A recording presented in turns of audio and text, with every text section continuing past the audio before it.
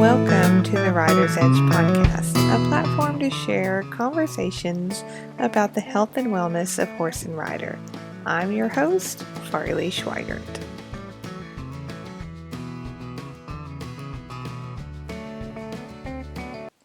Hey y'all, what a strange and brave new world we live in just 7 days.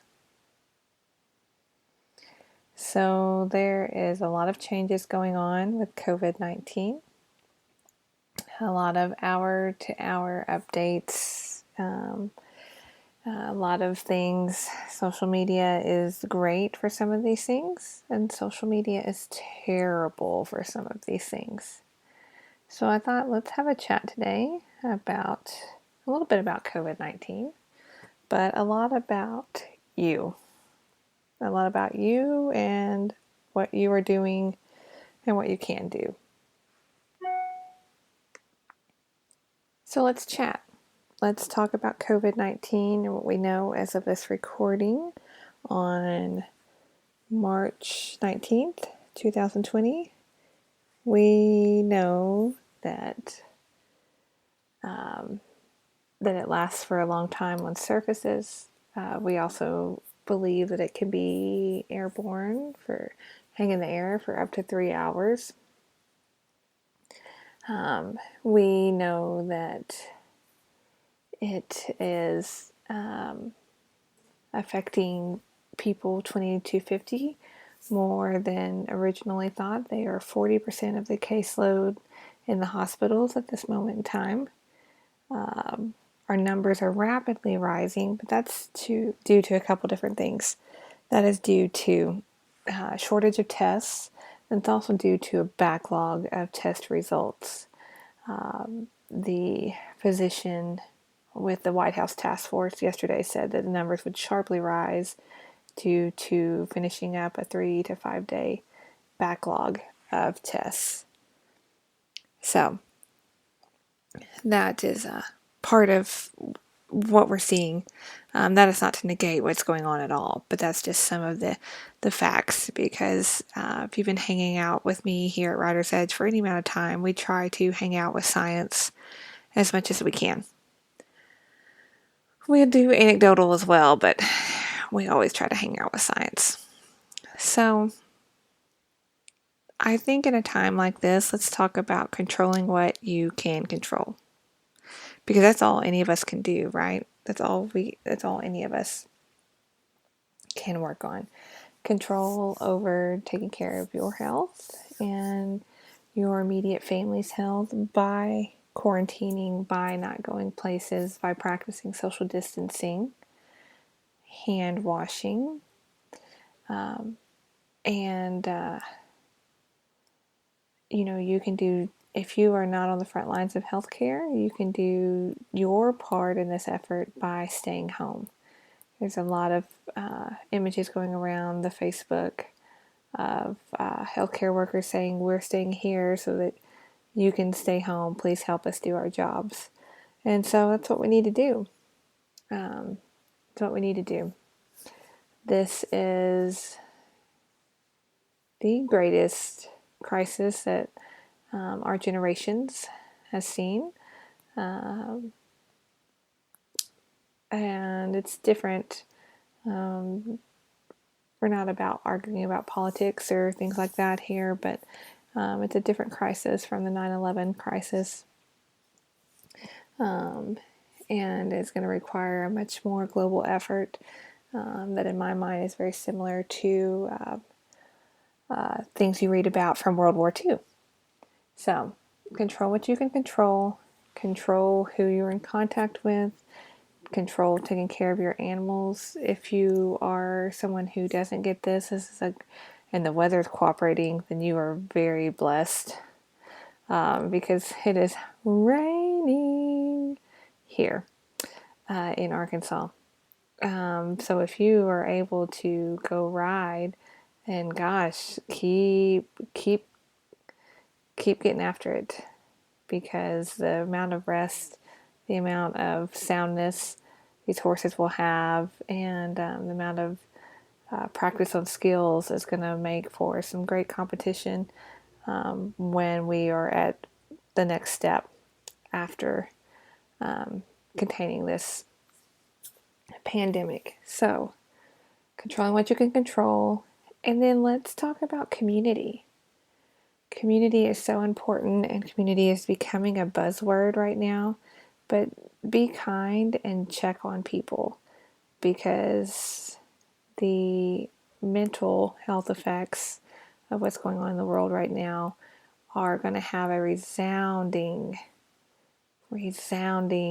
result on people, because there's so much uncertainty. And while we're putting our trust in science, science is having difficulty staying caught up, and we're doing the best we can with what we have.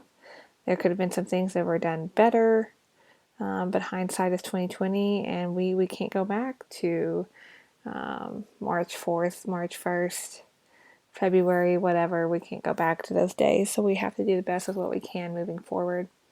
And that's checking on community.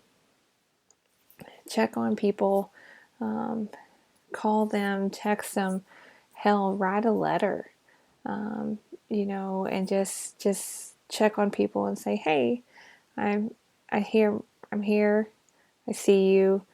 Do you want to chat? Do you want to virtually hang out? We're having a virtual hangout in the Writer's Edge Facebook group tonight on the Zoom. So please stop by if you can. And we don't have to talk about, you don't have to talk about what's going on in the world. You can talk about funny stories from the past. You can talk about what's going on with your animals, anything like that, just to say, hey, humans are social creatures. And so being kind and positive can really help. I was in the grocery store today, and getting acting like a ranch wife, right? Because of stocking up on more than what we usually do, even though we only go once a week to every week and a half. And the little checker girl, I looked at her in her eyes, and she was scared. And at the next station over, there was a lady talking to the checker. I assume that they're buddies, and she was just kind of hanging out.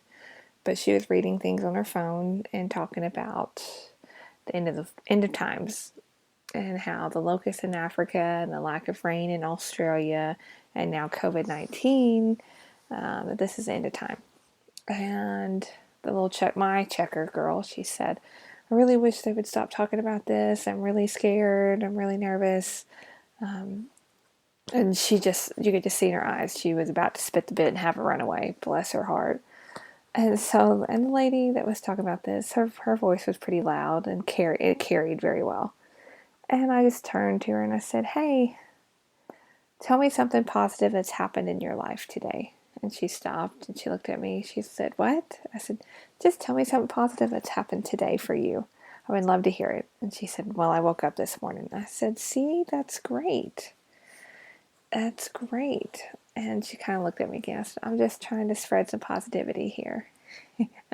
And she quieted down about talking about that. And you could just see the relief in the little checker's eyes. And, it's just, I don't know, guys, just being positive and caring about people. And it's interesting to see where the rubber meets the road, and how words are often very empty in our society, on social media, on the TV. But I still believe that people are doing the best that they can, that most people are inherently good. All people are inherently good, but they sometimes aren't doing that well. And we all just need to take a breath, hang out at home, reconnect, and get through this. And we'll be better for it on the other side. And hopefully our governments local, state, and federal governments can help be better prepared for the next one. We're going to have a lot of new structure happen when we get through this, and it's going to look a lot different. And so we're going to have to just be patient and work through it together, because that's the only way we're going to get through this, is controlling what we can control and working together as a community. Now let's talk a little bit about things going on right now as far as your health and your health care. Some of the best things that you can do is make sure you're getting enough sleep, enough quality sleep. We know from sleep studies, and we've talked about that here before on Writer's Edge, that good amount of sleep can help the body heal, can help it reset, can do a lot of healing for you. We also know that drinking plenty of fluids, as we've talked about that a lot here on Writer's Edge, can do the same thing. So, one of the best things that you can do right now is help your body be the best that it can be. I think that's not a commercial back in the 90s. Oh, it was a Gillette commercial, right? Be the best that you can be. I think that's right. So, those are two things you can do. Eating well is another thing that can help within all of this, and trying to mitigate stress. It is well known that stress preys on the weakest part of your body. So if you're having an orthopedic issue right now and you're very stressed about what's going on, because we all are, then your back pain is going to flare up a little bit more, or your shoulder pain, or wherever that weak spot is. We also know that having a good amount of movement is important. We know that the body does well with movement. So getting out in the sunshine, if you have sunshine, again, we are lacking on it here in the South, is very helpful. Playing with your dogs and your barn cat, unless your barn cat is street, and she'll play for 2 seconds and then try to cut you the rest of the time. If you guys don't know who Street is, follow me on my personal page. Street the Barn Cat is I'm always posting adventures about Street the Barn Cat. So make sure you are taking care of yourself, and also know that this is going to change the face of healthcare. It's going to change how it's delivered. It's going to change how it's managed. The brokenness of the American healthcare system is it's not going to fix all that overnight, but it is going to change drastically healthcare on the other side of this. So, and if it doesn't, then gosh, we've got some other problems. But your providers are probably talking about telehealth sessions, and we've talked about that a little bit here at Writer's Edge. So we'll talk about it again because it's very apropos right now. Telehealth sessions are where you connect with your provider via some kind of program where it's a video chat, right? It's a video consult. It happens over several different platforms. The traditional platforms that you are familiar with, FaceTime, Zoom, different things, Skype, different things like that, are not HIPAA compliant platforms. But that has been waived in this emergency for right now, but that will come to pass very quickly. There are a lot of programs that work just exact same way. They just have a lot more encryption to protect your health information. What does that really mean to you as a healthcare consumer? It means you may have to download a new app to talk to your healthcare provider, but that's not going to be any different than, anything else. So just know that you may have to download an app to talk to your healthcare provider, And know that our physicians, our nurses, and everybody are, they are working hard on combating this issue right now. But we have other choices in healthcare. If you are having musculoskeletal pain, then I urge you to seek out a physical therapist. They are experts in musculoskeletal issues, and you can get into them a lot sooner right now than you can get into your physician. So if you're having back pain, neck pain, shoulder pain, head, neck, shoulders, knees, and toes, anything like that, I urge you to seek out a physical therapist and have them help you with those issues right now instead of going to your doctor. They are very well equipped to do that. Research has shown that if you start with physical therapy for musculoskeletal issues, then your total cost of that healthcare episode is greatly decreased and your results happen much faster. So please seek that out, and I'll be happy to consult with anybody and or find them somewhere to go. But I'll be more than happy to do that for anyone who is having issues. Also, it's a great time to consult with people to improve performance. A lot of time off for horses right now, which for some of these high-level performance horses, very much needed. But we can always get in better shape, in better stamina. We can improve our riding. So it's a great time to work on that too. And we can work on that through Rider's Edge virtually as well. It's a very simple process. So just a couple options for your health care. Also, let's get back to COVID-19 for a second. If you suspect that you have those symptoms, please contact your doctor's office. If they are very severe, then please go to the ER. It's not anything to play around with. But if you are, then once you contact them, they will tell you what to do per how your state health department is handling it, and be able to go from there. So, a couple different options for you to deal with musculoskeletal pain, different things like that, all the way up to what to do with COVID-19 symptoms. And that way you can keep yourself safe along with your loved ones and all the people around you. So, as always, I appreciate your time and attention to the conversation. Thank you for sharing time with me every week.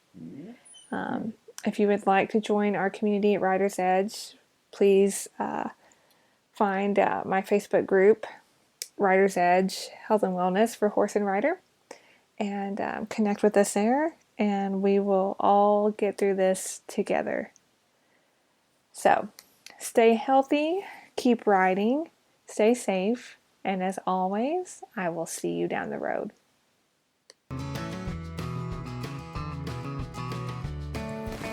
Thank you for listening to Rider's Edge Podcast. For show notes and other thoughts, head over to ridersedgetherapy.com. If you would like to stay connected and continue the conversation, head over to my free Facebook group, Rider's Edge Health and Wellness for Horse and Rider. Thanks for continuing the conversation, and as always, I will see you down the road.